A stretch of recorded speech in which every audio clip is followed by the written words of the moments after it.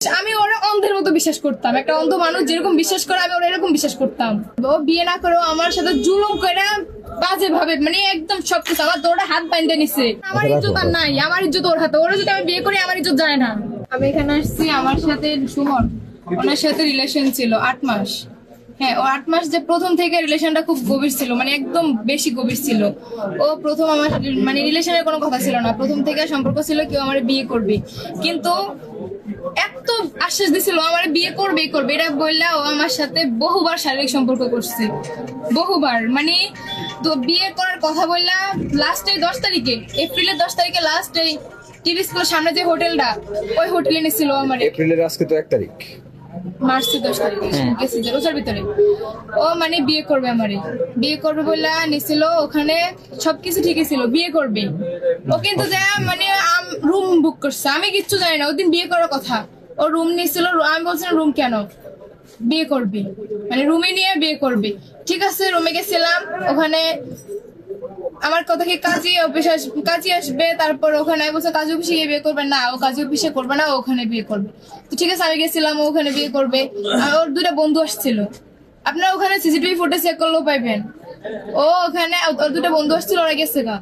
যাওয়ার পরে আমি বলছিলাম মানে আমার তো পুরো ও বিয়ে করবে। ও বিয়ে না করেও আমার সাথে জুলুম করে বাজে ভাবে, মানে একদম সবকিছু আমার তোরা হাত বাইন্ধে নিছে।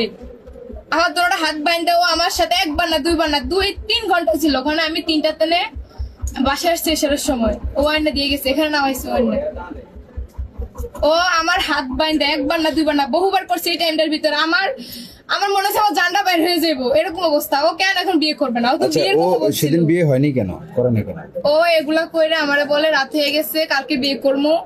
পরে ঠিক আমিও বিশ্বাস, আমি ওরা অন্ধের মতো বিশ্বাস করতাম। একটা অন্ধ মানুষ যেরকম বিশ্বাস করে আমি ওরা এরকম বিশ্বাস করতাম। ও বিয়ে করবে, পরে বিয়ে করবে। লাস্ট ইয়ার পরে আবার ঘুরতে গেছিলাম, কবে ঈদের 2 দিন পরে।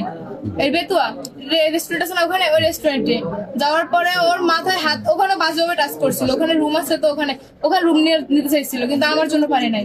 তাও বাজেভাবে টাচ করছিল, করার পর ও নিজের মাথায় হাত দিয়ে বলছিল যে ও আমার শুক্রবারে বিয়ে করবে। আমি বলছি যদি বিয়ে না করো, বিয়ে না করলে তুমি আমাদের বাসায় যাও। আমি বলছিলাম যদি তুমি বিয়ে না করো আমি তোমার বাসায় যাবো। বলছে ঠিক আছে। ওর বাসায় যেতে বলছো আমারে বিয়ে না করলে। ও শুক্রবার বিয়ে করে না আমারে। আমি কল দিছিলাম, ও আমার কল ধরে না। আমি অনেকগুলা কল দিছি। লাস্ট আসরের পরে আমি ওর কাছে কল দিছিলাম, ও আমার ধৈর্য কর, তোমার বিয়ে করা আমার পক্ষে সম্ভব না। কেন? তুমি খুব খারাপ, বাজে মেয়ে। মানে এগুলা খোঁজ খবর তোমার নেওয়া উচিত ছিল কোন সময়, যে সময় রিলেশন করার আগে খোঁজ খবর নেওয়া উচিত ছিল যে আমি ভালো না খারাপ। না নিয়ে তুমি আমার সাথে এগুলো করছো, করে এখন কেন তুমি বিয়ে করবা না? ওর বাবা মানবে না। ও যদি আমার বিয়ে করো ওর বাবা ফাঁসি দিবে। তো তোর ফ্যামিলির, তো তোমার যদি এই ফ্যামিলির কথা চিন্তা করা হতো তাইলে তুমি এখন কেন আসছেন আজকে? হ্যাঁ, আমি ওর বাসায় গেছিলাম শুক্রবারে, যেহেতু বিয়ে হয় নাই তো শুক্রবারে গেছিলাম ওর বাসায়। যাওয়ার পর ওর ফ্যামিলি মানে কত রকম হুমকি যে দিছে আমার, রাজনীতির হুমকি দেয় আমারে। ওরা একটু মানে রাজনীতি করে, ভুয়াগো বংশ একটু নামি দামি আর কি, আর আমরা ওর তুলনায় একটু কম। এই জন্য ওরা আমার রাজনীতির হুমকি দেয়, মিজান ভুঁইয়া আমার বংশ শেষ করে দিব ওনার যদি কিছু হয়।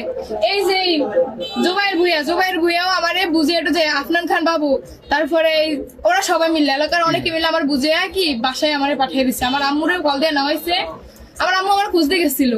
ওরা সবাই মিলে সিদ্ধান্ত নিচ্ছে আজকে এখানে আসছেন কেন? মানে ওই দিনের জন্যই আসছে। ও ওই দিন ওই বাসায় যাওয়া লাস্ট কার জন্য ফোন দিয়ে আমি ওর সাথে কথা বলছিলাম, আমার বলে তুমি বাসায় যাও। তারপর ওরা সবাই সিদ্ধান্ত নিয়েছে ওরা বিয়ে পড়াবে ফ্যামিলি ভাবে। কিন্তু ওরা বিয়ে, আপনার দাবিটা কি এখন? আমার দাবি ও এই মুহূর্তে আমারে বিয়ে করবে। এখন ও আমার সাথে এগুলো করছে না, ও আমারে বিয়ে করবে। ও আমারে খারাপ বলতেছে। ও আমার মতো আরো 4টা-5টা মেয়ের সাথে একই কাহিনী করছে, একই কাহিনী। কেন? এটা কি ঠিক আছে, যদি না করে তাহলে কি করবে? না করলে আমি আত্মহত্যা করবো এখানে সবার সামনে। কারণ আমার ইজ্জত আর নাই, আমার ইজ্জত ওর হাতে। ওরা যদি আমি বিয়ে করি আমার ইজ্জত যায় না, ওরও ইজ্জত যায় না।